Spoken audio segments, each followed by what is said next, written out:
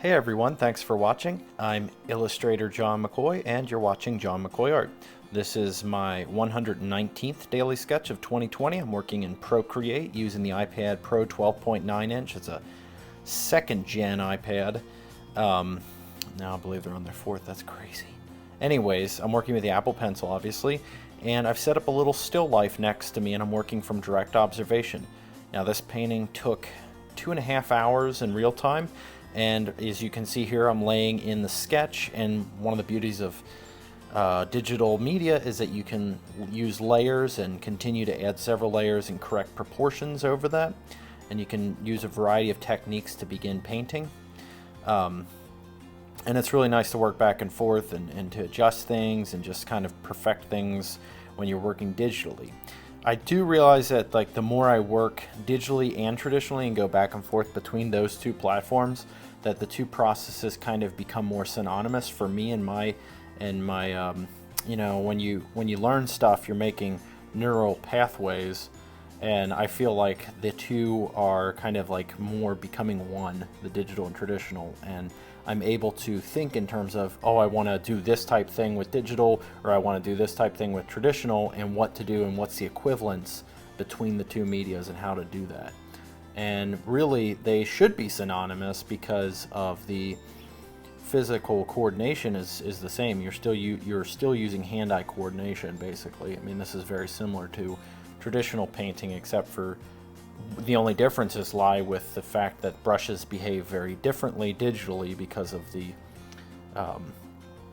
way that things can be adjusted, like size and opacity, and the whole treat, you know, having this thing that behaves like paint but also behaves like a pencil because it has opacity where pen pressure determines that, and that's something that's, you know, typically a pencil type thing to do. But if you think of the color equivalent of a pencil, a colored pencil, you still get a lot of grain, and whereas these paints here that have the opacity and the pen pressure still behave like paints in the way they come on so thick.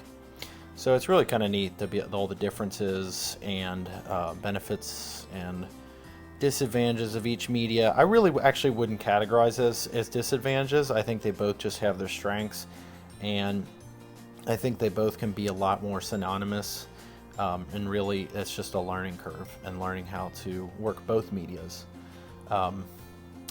So yeah, these vases are kind of nice because I'm studying how a shiny black object behaves in a white environment, or a generally white environment. This is actually, I didn't have that texture added to it because it would be a lot of work and I feel like it would distract from the aesthetic beauty of this still life. But the texture of this surface is actually styrofoam. There's the base is styrofoam, and then I have styrofoam walls that kind of give this this white background.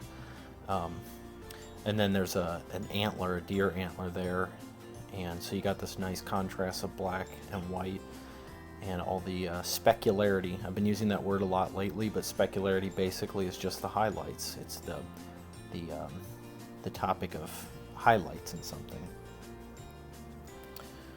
And yeah, really enjoyed doing this one. I hope you enjoy watching the process. I'm working in the app Procreate. I'm not sure if I told you that yet. Yeah, Procreate's a really nice app to use. I would use Photoshop on, if I was using the Wacom Cintiq 22 HD. I kind of go back and forth between those two when I choose to do digital.